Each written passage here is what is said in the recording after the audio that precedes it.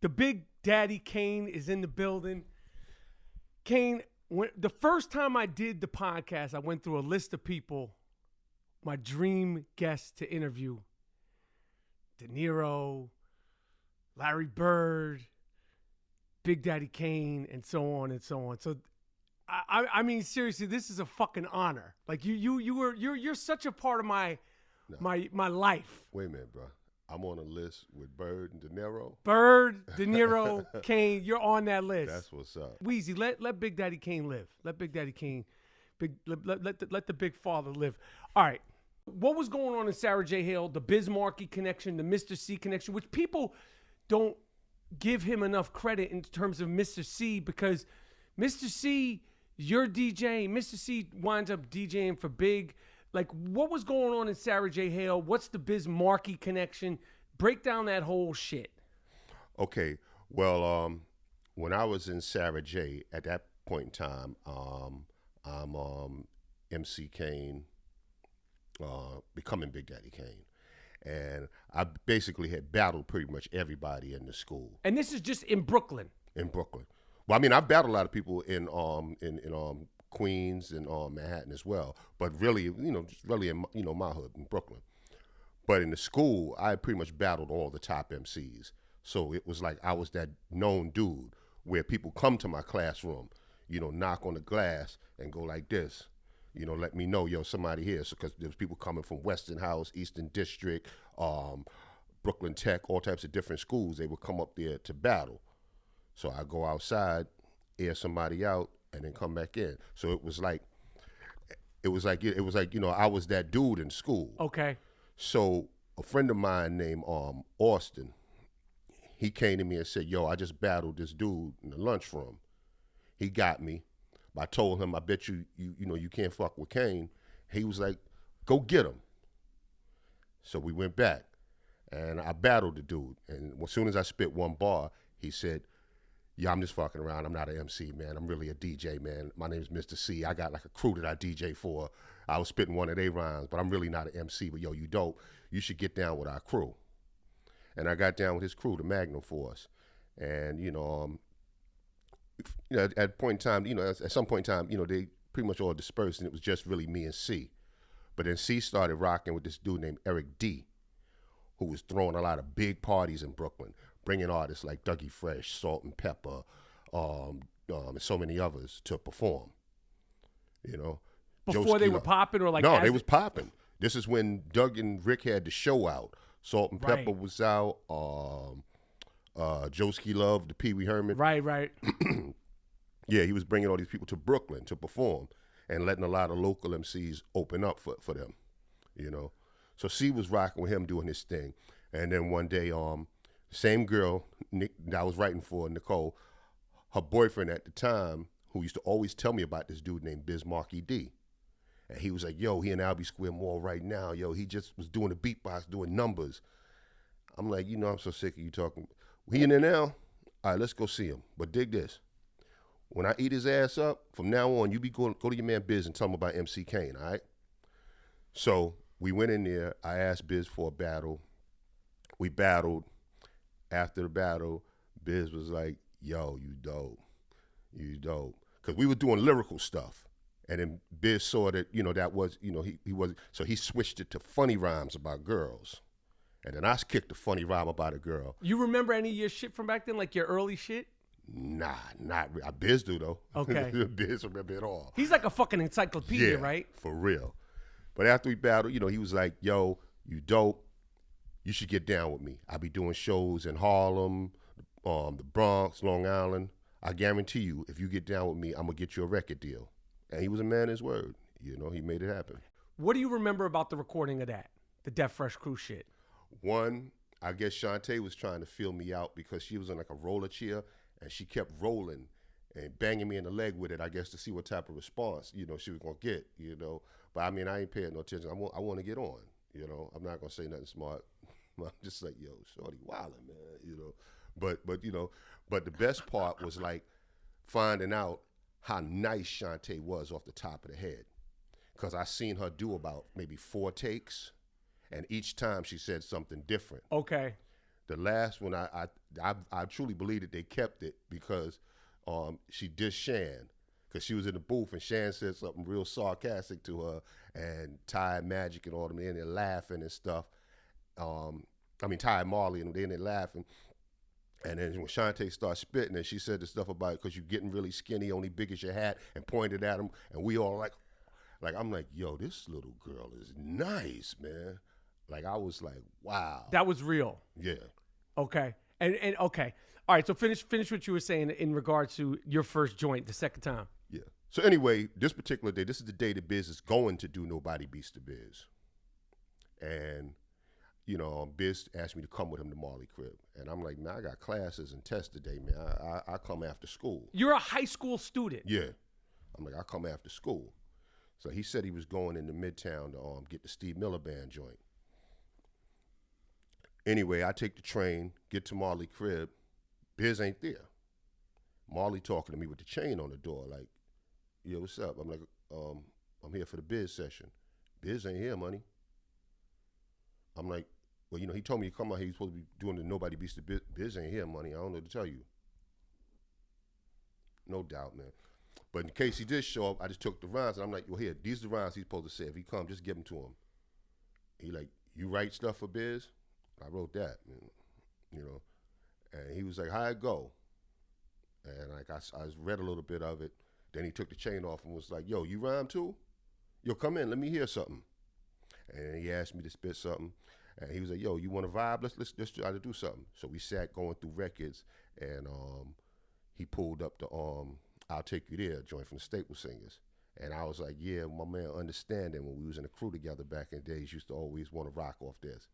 So he was sampling and playing, and when he heard the part, Big Daddy, he was like, ah. So Marley made a beat, and I put some stuff, and we made a song. And what was the first joint? I'll Take You There. And had it already been written, or you were finessing it that day? That day. We did all that day. Like, I was like, I'm in here with super producer Marley Marl. I just saw him just, like, I picked the 45 up, and he just made magic. He was chopping that shit up there. Yeah. I'm watching this like, wow. And you're hyped. Yeah. And when you're rocking that those rhymes and all that shit, like, how long did it take you to like do it? How many takes? Like, what do you remember about? Like, where was it? A fucking recording booth? Was it in his kitchen? Where was it? We were in a room where, like, I'm standing right there, and Marley got headphones on, the music down, and I'm right next to him, spitting on a Shure stage mic. Yeah. And what was when it was done, when that song was done, I'll Take You There was done, what was the response to it? Like, how was it passed around? Because the radio was such a big fucking thing. Having Marley co-sign, having Magic co-sign, having for others Red co-sign, and it was like sort of like church and state with 98.7 and BLS. But like, when did the song start getting passed around? Well, what happened was when Fly Ty heard it, he liked the song and wanted to put it out, but at that time Prince owned Staple Singers catalog. Prince. Yeah, Purple Prince. Yeah, he owned Staple Singers catalog, and he was like, nah, I guess he wasn't really feeling rap or whatever, and it was just shut down. Like, no, okay, you can't use it. So it was shelved. And then we ended up doing Just Rhyming with Biz joint.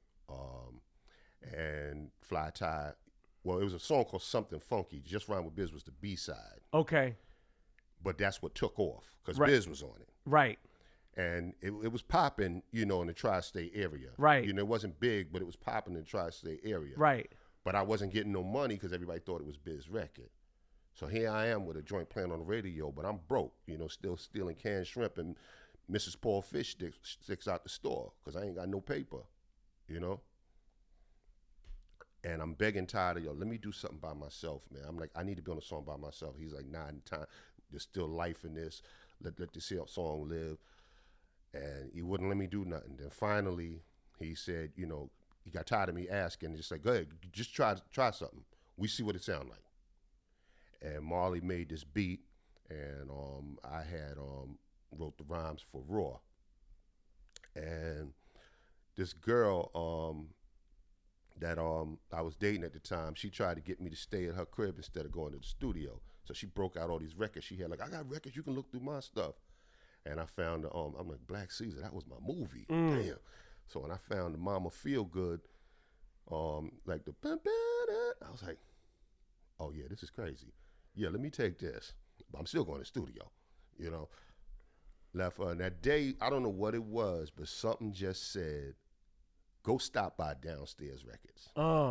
Because that wasn't going to be the beat on Raw. Marley had made a regular drum beat. I stopped by Downstairs. Downstairs Records every day a week, searching for the Baby Bear beat. Shout out to the Jungle Brothers. Yes, sir. Well, that's the spot. Okay. I go up in there, and, you know, this dude, JC, is like, yo, we just got these James Brown imports in. You need to hear them. It's like they stripped down to just the drums. Oh. So he played them. No, that's cool. And he played the one the Kid and Play ended up using for My Way. I remember playing that. And I'm like, you know, that's cool. He was like, I say this for laugh. I know this one. I think this is you. Then he played the Bobby Bird, I'm Coming. I'm like, yeah, let me get that. And you bought the record? I said, let me get, matter of fact, I bought 2 of them. I was like, yeah. And I took it to Marley. Like, yo, we need this right here. He was like, but I'm like, nah. And when he heard it, he was like, yeah, this shit is hot. And when you recorded that song, because it's such a fucking like, it's so, like I was listening to it before you were coming over here. I mean, that song is so part of my life. But like, Here I Am, R-A-W. I mean, you come in so hard. Your voice, like, you sound like the shit that's bugged out, because you're 2 years older than me. But as a kid, 2 years older than me, like you, Rakim, KRS, Just Ice, you guys seem like grown fucking men. And your voice in particular, the deepness of it, like it sounded like as a 15, 16-year-old, I'm like, yo, this dude's like 30. And when I first came out, people thought I was like 25, 30. Because of the voice and the whole shit, you had the beard. I mean, I think I just looked older, you know. I looked a lot older. But that song, like, were you like, yo, this is my shot? Like, how long had you been sitting on the rhymes for Raw? Like, just talk to me about like what that song meant to you. The rhymes for Raw, I think I had maybe a week, if that. Because like I said, Marley made a beat, and I wrote to the beat. Because the rhymes I spit wasn't even for the Bobby Bird beat. It was for Marley's original beat. Okay. You know? But when I heard this, when JC gave me this 12-inch, I'm like, nah, this need to be the beat. And I'm like, yeah, I'm gonna go get some pizza. I bounced, came back. Marley had already dumped it to tape, but he dumped it wrong. He used the part that the same part that Teddy Riley had used, with no offbeat snare. I'm like, nah, it's about 6 bars in. There's like an offbeat snare to go boom, gat, boom, gat. We need that part. You knew like this was it. Yeah. He like, I already dumped it. I'm like, bruh. So he had to sample it all over again and then dump the tape all over again. And when he got it there, you know, he was like, nah, I see your point, you know. And then when I gave him the Mama Feel Good, you know, he sampled it, and I'm like, yeah, I just on the hooks, you know, I just want to use that. And that's when he threw a tantrum. Yo, man, this ain't us. This sound like some old Public Enemy shit, man. Them niggas want to be Juice Crew. We can't be, I'm like, bruh, this gonna carry the record. Like, this sound right here is hypnotizing. It's gonna carry the record, man. We need this. Nah, we need this. And we argued for about 15 minutes about putting that part of putting that in. But, you know, we ended up doing it. And when I spit the verses, like Marley was like, yo, this is crazy. Like, this is crazy. Like, yo, I want to play this weekend.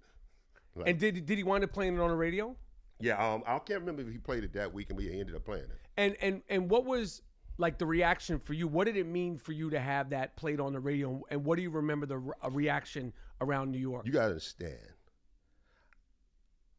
I'm in position to, you know, make a record, and I finally get the opportunity to do it, and everybody think it's Biz song. Nobody's paying me no attention. I'm not eating. So now, here's my second chance to go in the studio and do something for me, just myself. Rap, here I am, R-A-W. You feel me? So like this was like, you know, this is my shot. This I felt like this is my last chance. And that's how I went in on Raw. So like for it to come out that way, I was like, yeah. The response was what it was. Yeah, I mean, everybody was like, just took to it. I love this shit so fucking much. All right, when you started rocking, when you got your record deal, you were shouting out, Botch, Hawk, Dog, N.A. Rock, Ant Live, who specifically I want you to break down. Explain to the people like there's this R&B hip hop world. There's this music business world, and you're bringing real life street dudes.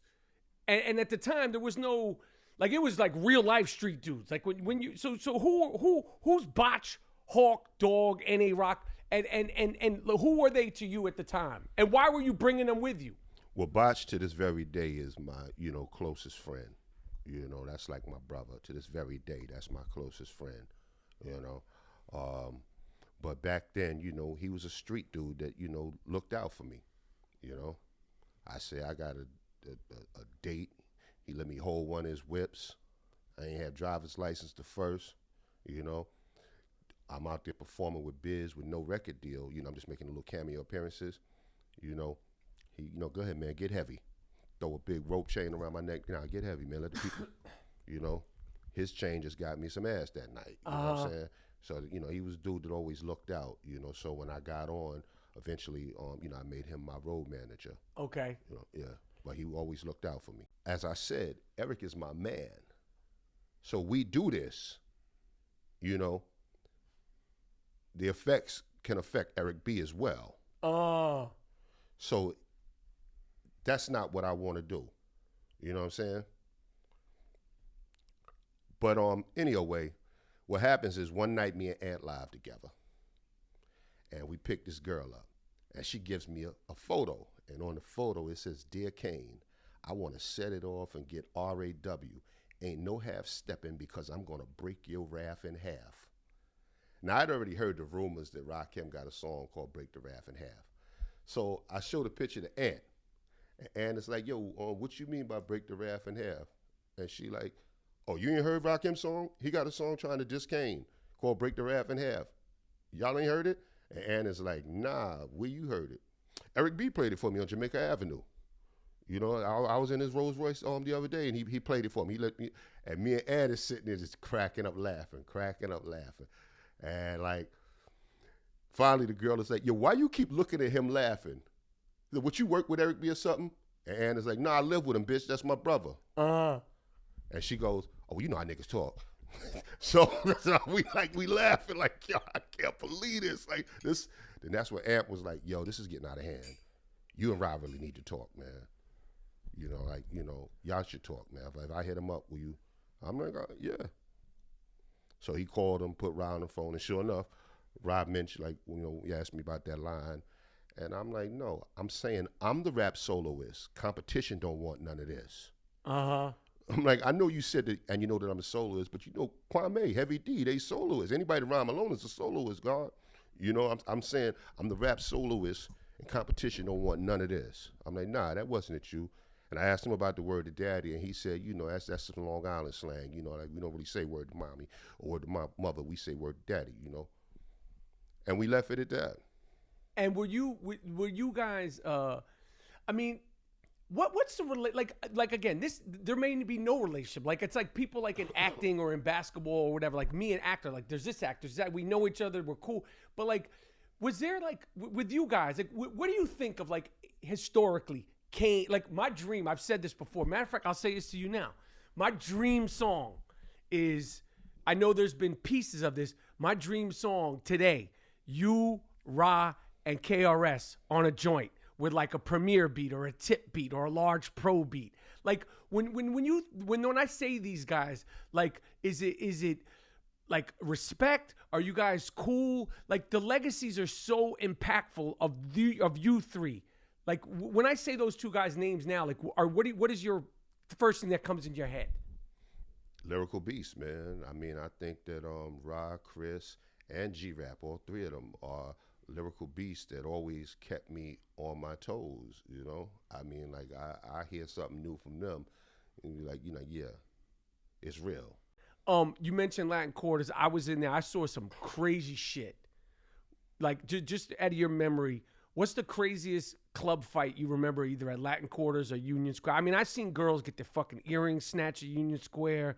Terrible shit. You know, when you look back at it, and like really shit that like young kids, I mean, it was so, when you're young, you're not thinking about it. But when you're like, I was 17, anything could have fucking happened. What do you remember about Latin Quarters or like the wildest shit you saw in there? The two that I remember the most is the night when 50 Cent got into it with security, and he shot one of the mirrors, like right when you come up the stairs, right by the coat check. Yep.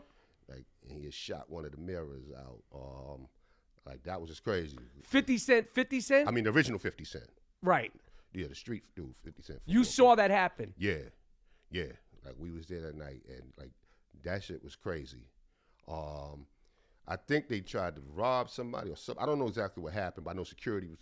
He got into it. Like him and a couple other cats, they got into it with security, and all of a sudden, just like bow. You know, what happened after I don't know, because everybody scattered, man. But yeah, I remember that night, and then the night they tried to rob Jam Master Jay. Tell me about that. That's a bad fucking decision. But on the real, Jay wasn't that deep that night. I think it was him, Hurricane, and maybe one other. I don't think it was no more than like 3 or 4 of them. And what do you remember?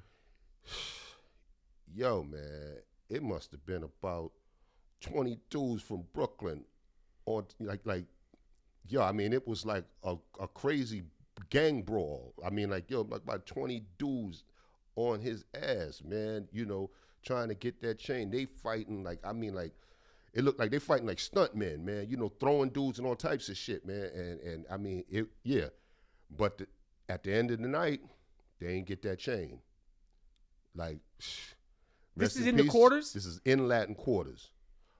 I think it started on the dance floor, I believe, and it ended up in the back by on the tape. But I mean, it was like, Jay stood his ground, against about 20.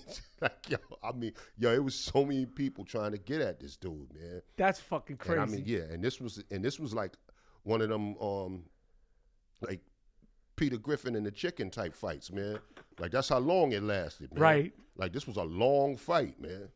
Who was influencing you when you were first starting? Like, who were the ones that... Grandmaster Caz. And where were you hearing him? Back then, early 80s, I had Cold Crush tapes, I had Grandmaster Flash tapes, Breakout tapes. But Cold Crush, I was really just, really listening to the routines. And I remember I was with my man Swan, not the singer. This is a dude I went to. Not TJ Swan. TJ Swan is Warren G, R.I.P. before Warren G. Yeah. He was singing on the joints. What you mean by R.I.P.? Because, well, we're Warren G. I mean, Nate Dogg. Nate Dogg. Oh, Nate okay. Dogg. Sorry, I was like. Oh, okay. Yeah. He was singing on the hip hop joints. Yeah. But yeah, my man Swan, who I went to high school with, one day I was kicking this rhyme. I do remember that rhyme. It was like, I'm the Tony, the Tee. Your hands can't hit, but your eyes can't see. I know the tricks, I know the trades. I'm sharp as a motherfucking razor blade. This is like 82. And he was like, nah, that's cool. You ever listen to the Cold Crush? And I'm like, yeah. I'm the routine. Nah, not the routines. Have you heard them rhyme individual? It's mainly that Grandmaster Caz dude. Like, nah, I ain't never listened to it. Like, he's like, and I heard this dude, Grandmaster Caz, captain of the 4. Another nigga couldn't touch me if he had a rhyme store. Even if he had a plant manufacturing rhymes, he couldn't make them no better than I make mine. And I'm like, and then he plays something else, and this dude is like, I just dress my best and request my guests not to mess with the cess that I possess. Take a toke on the coke, but I won't choke. And I'm just sitting there like, what the? And this is 82. Yeah, I threw my whole rhyme book away, man, and just started my whole life all over, man. Like, when I heard this dude, I'm like, yeah, if I'm not doing something like that, I'm wasting my goddamn time. you know. Sincerely, I'm no bullshit. It's a fucking, it means so much. You continue to give me so much fucking, Weezy, let Kane live. Let Kane live. So much joy. You're literally, like, when I think about seeing you at Union Square, and like, it was just a moment. But I was like, who's this dude? You stuck out. And then when, like, you're such a part of my life, and then when you started rocking solo and everything, just your whole shit, it means so much to me that you came and rocked with me. Like, you're truly, like, you mean a lot to a lot of people, but speaking to me, like, you just mean so much to me. So I appreciate you rocking me on the podcast. You know I'm a big fan, man. I have nothing but the utmost respect for you, and I love how you keep it real, man. And, you know, and then you also, it's like, you know, you the dude that put hands on Loretta Devine on Boston Public, man. So it's that was the funniest shit I ever seen, man. I love you, brother. Big Daddy Kane, I Am Rapaport Stereo Podcast.